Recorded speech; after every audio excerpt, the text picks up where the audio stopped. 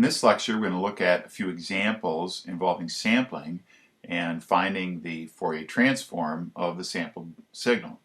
So recall that if x of t is a Fourier transform x of omega, then when we take samples x of n at intervals of multiples of t, then the Fourier transform we'll call x of s of omega to denote that it's a sampled version of x. And that is expressed as a constant multiplier 1 over t times an infinite sum of shifted versions of the original spectrum, where the shift is given by omega sub s, the sampling frequency, which is 2 pi over t.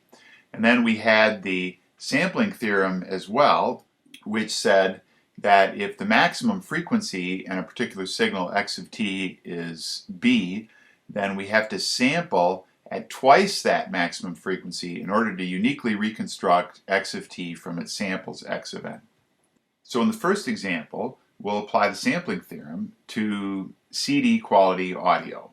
The compact disc standard assumes that the maximum frequency which is being represented is 20 kilohertz. And that was chosen based on most people's hearing. Now the maximum frequency that you can hear will vary and depends on your age as well as how much loud sound that you've been exposed to over your lifetime. So we're going to choose the maximum frequency to be 20 kilohertz, and if we do that, what's the sampling frequency have to be? Well, it has to be at least twice this, so that means we need to sample at a frequency greater than 40 kilohertz. Now, when you look at a compact disc, the sampling rate that is actually used is 44.1 kilohertz. So it's slightly higher than the minimum that we need, and there's some reasons for that. It gives a little extra room for some of the filtering that needs to take place prior to sampling. Our second example, we're going to look at two sinusoids. We're going to have one sinusoid, a cosine, which has frequency 2 pi, and then x2, the other sinusoid, is a cosine with frequency 22 pi. And we're going to sample these at t equals 0.01 seconds. Now, the sampling frequency, therefore, is 20 pi. Okay, so the first sinusoid, which has a frequency of 2 pi, satisfies the sampling theorem in that the maximum frequency, which is 2 pi, is less than 1/2 the sampling frequency. The second sinusoid does not satisfy the sampling theorem, so we should expect perhaps some difficulties here with uniquely reconstructing this from its samples. So to proceed, we're going to find the Fourier transforms of the sampled versions of these two signals. So first, we'll look at x1 and we'll find x of 1s of omega. And I've sketched that out here and I've shown all the different terms and included the component of the expression that this term corresponds to. So k, recall, was the index of summation. We had x1 of s was a sum 1 over t times the sum of k equals minus infinity to infinity of x of k omega minus k omega s. So k tells us how much the shift of the original spectrum is. So what you can see here is that we have the original spectrum here at the origin at impulses at minus 2 pi and 2 pi.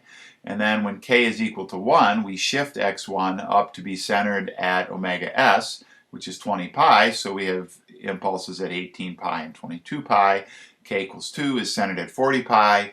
K equals minus 1 is centered at minus 20 pi, and so on. And the amplitude has been scaled by a factor of 1 over the sampling interval, which is now 10 pi. So if we go then to looking at the Fourier transform of the sampled version of x2, denoted here as x2s of omega, it turns out it looks identical to x1s of omega. And it's just because of the way the frequencies lie. And in fact, these two signals, we'll look at them shortly in the time domain, the samples of these two signals, these two sinusoids, are identical as well. So the k equals 0 terms occur at 22 pi and minus 22 pi. Then when I shift to my spectrum x2 to be centered at 20 pi. I have a sinusoid at minus 2 pi and one at 42 pi. And then when I shift it to be centered at 40 pi, I have one at 18 pi and at 62 pi, which I've not shown. Similarly, when I shift to k equals minus 1, this becomes centered at minus 20 pi, and I get a sinusoid in the k equals minus 1 term at 2 pi and at minus 42 pi, and so on. So what's happened here is that there is aliasing. I can't distinguish the original signal at frequency 22 pi from the original signal at 2 pi based on its samples. Now in this figure I'm showing a graph of the signal cosine 2 pi. That's the solid red line in the top panel, and then the red dots are the samples of this signal taken at an interval of 0.01 seconds, as we've looked at in this example. So these are the samples that one gets. In the bottom panel, I'm showing what happens when we sample the sinusoid with frequency 22 pi at 0.01 second intervals. And those samples are, so the sinusoid with frequency 22 pi is indicated by the black solid line. The square rectangles here are indicating the samples of that sinusoid. And for convenience, I've shown the lower frequency sinusoid as the red dashed line. What you can see is that the samples are identical. And basically, we're sampling the sinusoid at cosine 22 pi a little more at intervals a little bit greater than 1 period. And this is why it aliases down. In fact, what we need to have, you can see, is that you need to have 2 or greater samples per period. And that's what's implied by the sampling theorem. So if you want to see a sinusoid and uniquely determine the frequency, you have to have 2 or more samples per period. Well, for our third example, we're going to take a complex sinusoid, and we're going to use e to the j 2 pi t, and we're going to contrast that with x2 of t being e to the j 18 pi t. And again, we'll use a sampling interval of 0.1 second, so the sampling frequency is 20 pi. Well, I've shown here the spectra, the Fourier transforms of these two complex sinusoids.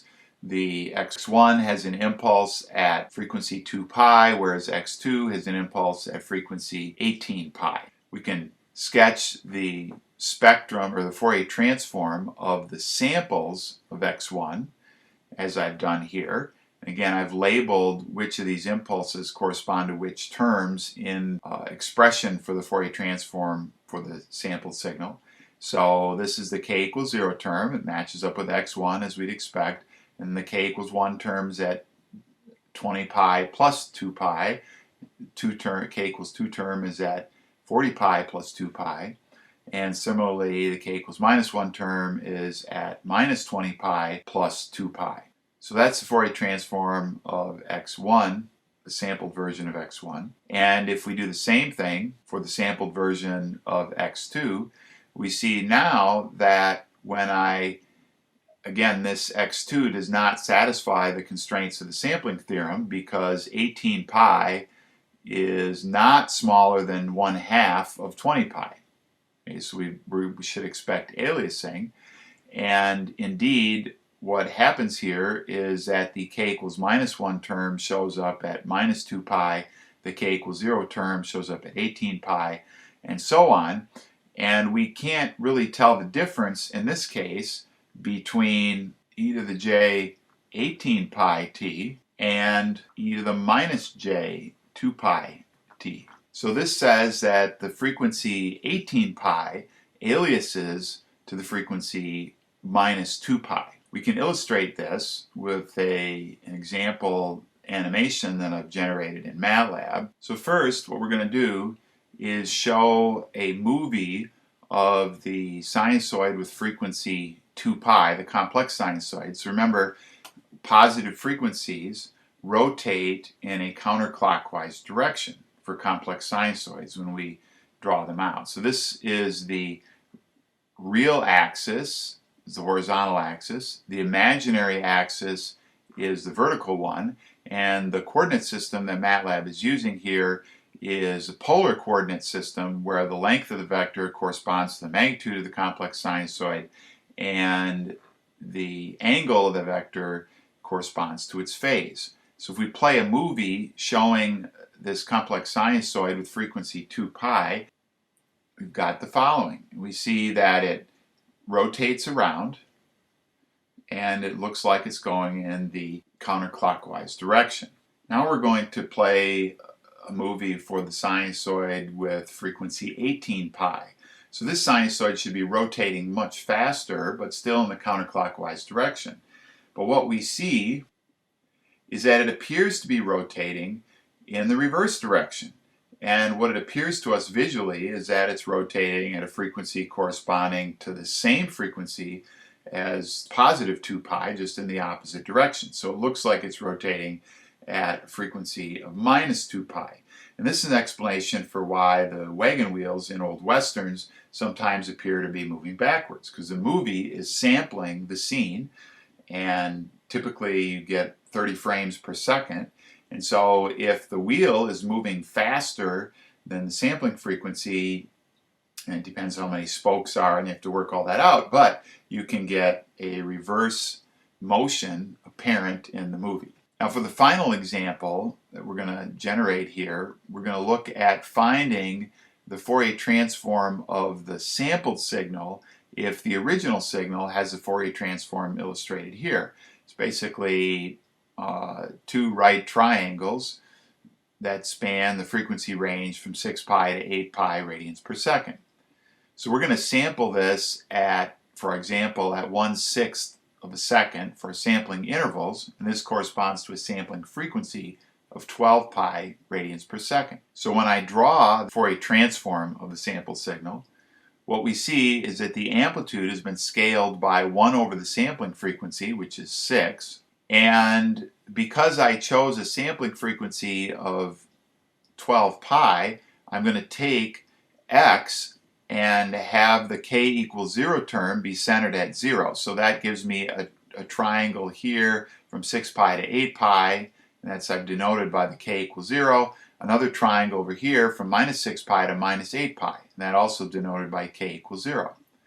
But then when I shift it to be centered at 12 pi and add that up, what happens is that this triangle from minus 6 pi to minus 8 pi now gets shifted by 12 pi to the right and ends up spanning the range from minus 4 pi to 6 pi. So this is a k equals 1 term, and I also get the other k equals 1 term for the 6 pi to 8 pi term showing up from 18 pi to 20 pi now.